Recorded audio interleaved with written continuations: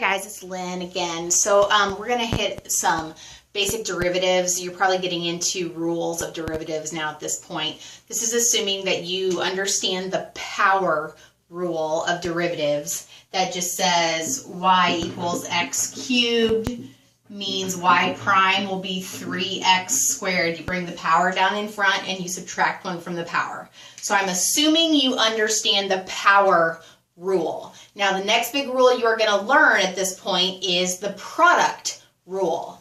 So I'm just going to give you a little tip of how I remember it and how I understand it without all the F's and G's that you're going to see in possibly your notes or in the textbook. So we're not going to use any of the math mumbo jumbo. I'm just going to help you understand how it goes in my head. So the way I remember it every single time. First of all, identify.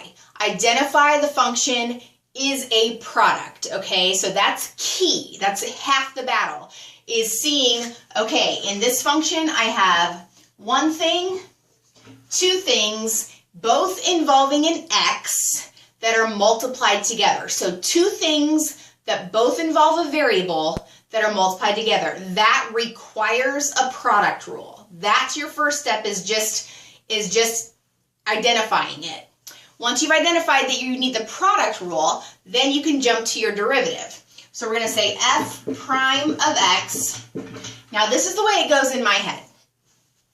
I'm going to derive the first, keep the second. Multiply those together. So derive the first, keep the second, plus keep the first times derive the second.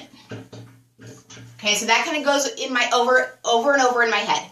Derive the first, keep the second, plus keep the first, derive the second. That's the pattern. So now, obviously, this is the first, this is the second. So now, filling in the blanks, derive the first. So the derivative of sine is going to be cosine x. Keep the second. So you keep the second exactly as it is. Then you say plus.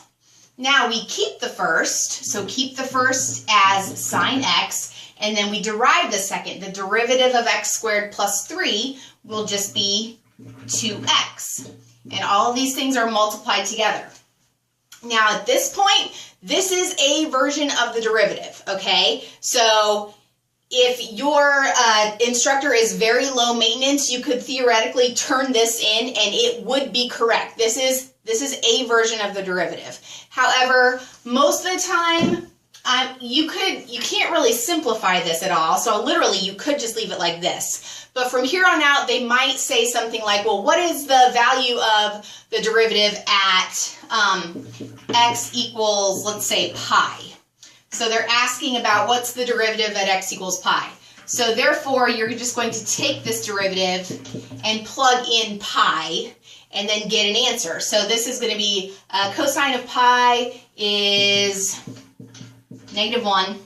Then you're going to have a pi squared plus 3 plus the sine of pi, which is 0, times 2 pi. So then obviously the 0 times the 2 pi just goes away. So you're just going to have a -1 times pi squared plus 3. That will be the value of the derivative, or the slope of the tangent line at x equals pi. So, but this is just a big example of showing you how to do the product rule, an easy way to remember it in your head without all the F's and G's. That's the formula in your textbook, okay? Simple language, simple terms. You can remember this and do it every time, okay? So hopefully that helps. Let me know if you need any help and keep coming back. Thanks.